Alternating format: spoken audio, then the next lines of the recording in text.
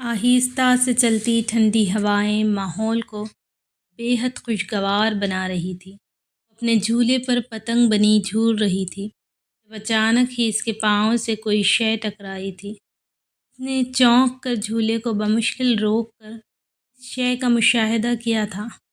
پتھر میں لپٹا کوئی کاغذ تھا۔ اس نے گھبرا کر دائیں بائیں دیکھا اور اسے اپنے دوپٹے کے پلو میں چھپا کر غیر محسوس طریقے سے چھت کی طرف دیکھا تھا۔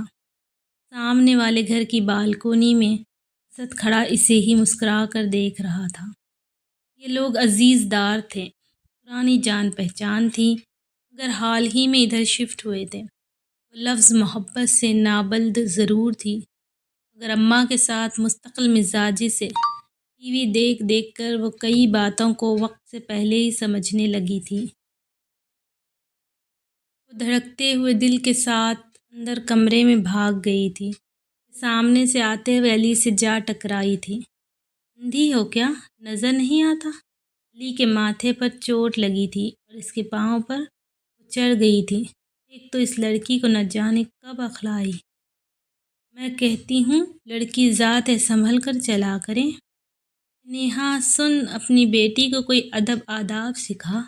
دادی جان کے لیکچر پر ٹی وی میں ڈوبی نیہا نے برا منہ بنا کر ماں کی طرف دیکھا۔ ضرور تھا، مگر دوبارہ ٹی وی کی طرف متوجہ ہو چکی تھی۔ علی کرکٹ کھیلنے چلا گیا تھا، جبکہ دعا کمرے میں گھس گئی تھی۔ عالیہ بیگم نے تعجب سے بہو کی طرف دیکھا تھا۔ جیسے ہی ٹی وی پر مظلوم بہو کے ڈائیلاگ آنے لگے، نیہا نے تیزی سے ٹی وی کا والیوم بڑھا دیا تھا۔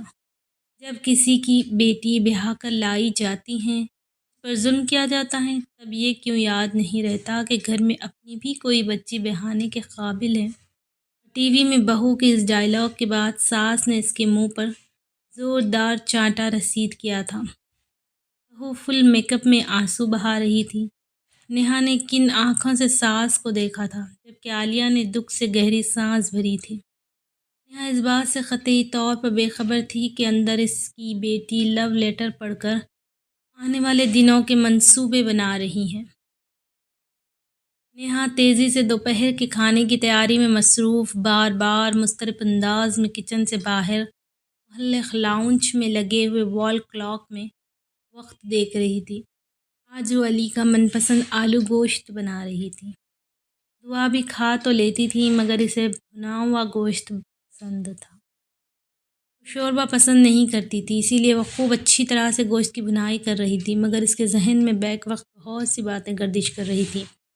مگر اسے زیادہ سرعت سے کام نپٹا کر رات کا لوڈ شیڈنگ کی وجہ سے مس ہو جانے والا ڈرامہ نشر مقرر دیکھنا تھا۔ اتفاق سے بچوں کے گھر آنے کا وقت بھی یہی تھا۔ علی میٹرک میں تھا اور دعا سیکنڈ ایئر کالج کی طالبہ تھی۔ قدر توقف سے گھر آتی تھی۔ اس نے بھنا ہوا گوشت تھوڑا سا نکال کر الگ باؤل میں رکھ دیا تھا، باقی گوشت میں آلو ڈال کر شوربہ بنا دیا تھا۔ ہلکی آنچ پر ڈھک کر وہ آٹا گوندھنے لگی تھی جب اس کی ساس نے کچن میں جھانکا تھا۔ بہو، کافی دیر پہلے چائے کا کہا تھا، کیا بنی نہیں؟ وہ جی بھر کر بدمزہ ہوئی تھی۔ جی بنا رہی ہوں، آپ سکون سے بیٹھ جائیں، نیہا نے تیز لہجے میں کہا تھا۔ اس کے لیے تو ایک ایک لمحہ قیمتی تھا۔ میں کہتی ہوں ان ڈراموں میں کچھ نہیں رکھا۔ اپنی بچی پر نگاہ رکھو، یہ عمر بہت نازک ہوتی ہے۔ صحیح صبح وہ کالج کو جاتے ہوئے لپسٹک اور آنکھوں میں کاجل لگا کر گئی ہیں۔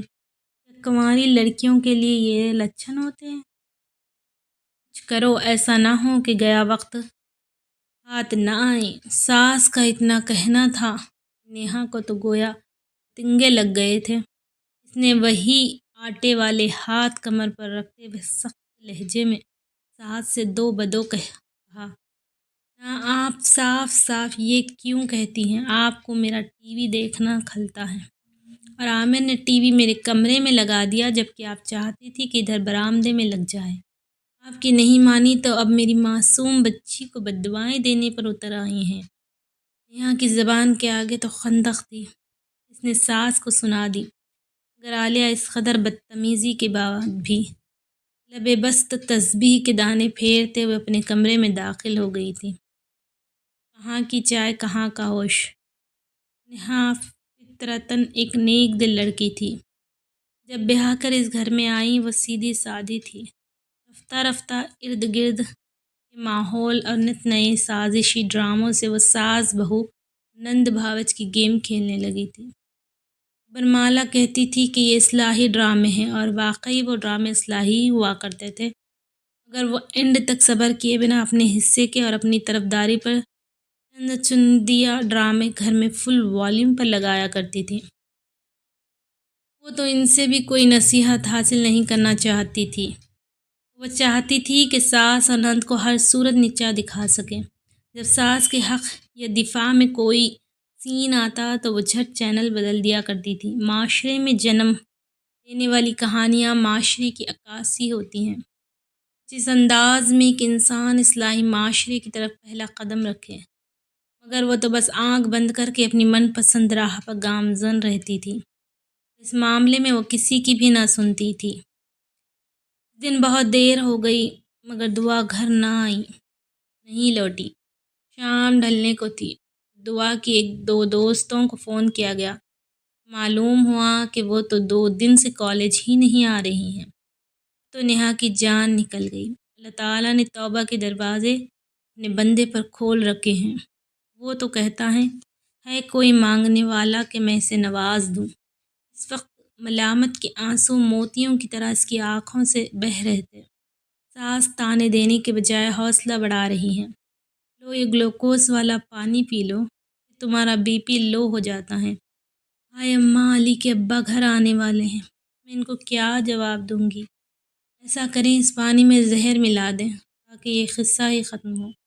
مسلسل رو رہی تھی۔ توبہ کرو بہو، ایسے نہیں کہتے، اللہ تعالیٰ بہت مہربان ہے، وہ اپنے بندوں پر بھی ظلم نہیں کرتا۔ ہاں مگر جو وہ خود اپنی جانوں پر کر بیٹھتے ہیں۔ معافی مانگو، مدد مانگو، وہ ضرور سنتا ہے۔ یہاں آج شرم سے پانی پانی ہو رہی تھی۔ ڈراموں اصل زندگی میں زمین و آسمان کا فرق ہوتا ہے۔ ساس کی باتوں سے اس کے دل کو ڈھارس بندھی تھی۔ اسی وقت دعا علی کے ساتھ گھر میں داخل ہوئی تھی۔ دعا کانپ رہی تھی، اس کے چہرے کا رنگ اڑا ہوا تھا۔ اس کو میں قریبی کیفیٹیریا سے لایا ہوں۔ سامنے والے اسد کے ساتھ پیزا کھا رہی تھی۔ یہ سنتے ہی نیہا کے تو اشتعال کی انتہا نہ رہی تھی۔ وہ کچھ سخت سخت کہنے اور مارنے والی تھی جب گھر میں عامر داخل ہوئے تھے۔ یہ دعا کیا اب آئی ہیں کالج سے؟ اس سوال پر سب کو سانپ سونگھ گیا تھا، لیکن عالیہ بیگم نے بڑے سبھاؤ سے کہا تھا۔ گھر تو آ گئی تھی، اب علی کے ساتھ دوست کے گھر کچھ نوٹس لینے گئی تھی۔ اس کا ٹیسٹ ہے نا۔ ماں کے سامنے عامر کچھ نہ بولے اور صحن میں لگے نلکے سے منہ ہاتھ دھونے لگے تھے۔ عالیہ کے اشارے پر سب اپنے اپنے کام میں لگ گئے تھے۔ دعا جھٹ کمرے میں چلی گئی تھی۔ نیہا ساس اور شوہر کے لیے چائے بنانے لگی تھی۔ آج نیہا نے پہلی مرتبہ دل سے عالیہ کے لیے چائے بنائی تھی، اور تب اس کے ہاتھ سے ٹرے چھوٹتے بچی تھی جب عامر نے کہا، اماں اپنی دعا کے لیے فرحان کے بیٹے اسد کا رشتہ آیا ہے۔ ارے اسد تو بہت اچھا لڑکا ہے، تم فوراً ہاں کہہ دو۔ عالیہ کی بات پر نیہا نے ساس کو ممنونیت سے دیکھا تھا۔ عامر نے ہنکارا بھرا تھا، مگر ابھی تو وہ پڑھ رہی ہیں، وہ متعمل ہوئے دیکھو۔ بچیاں مناسب وقت پر اپنے گھر کی ہو جائیں تو اچھا ہے، بعد میں بے شک پڑھتی رہیں۔ ماں کی بات پر وہ مسکرا کر بولے تھے، ٹھیک ہے اماں، پھر کل ہی چلتے ہیں، بات پکی کراتے ہیں۔ نیہا کی آنکھیں نم مگر لب مسکرا رہے تھے، اور دعا اندر اللہ سے سچی توبہ کر رہی تھی کہ گمراہی سے رستے سے بچ گئی۔ اس نے اسد سے واشگاف لفظوں میں کہا تھا کہ وہ اب اس سے روز روز مل نہیں سکتی، سیدھے راستے سے رشتہ بھیجے۔ وہ خوش تھی اور اللہ تعالیٰ نے اس کا پردہ رکھ لیا۔ اس نے اللہ تعالیٰ سے وعدہ کیا تھا کہ کبھی گمراہی کے گڑھے میں نہیں گرے گی۔ وہ آنسو پوچھ کے عزم کر چکی تھی، کل کی منگنی کی تیاری بھی تو کرنی تھی۔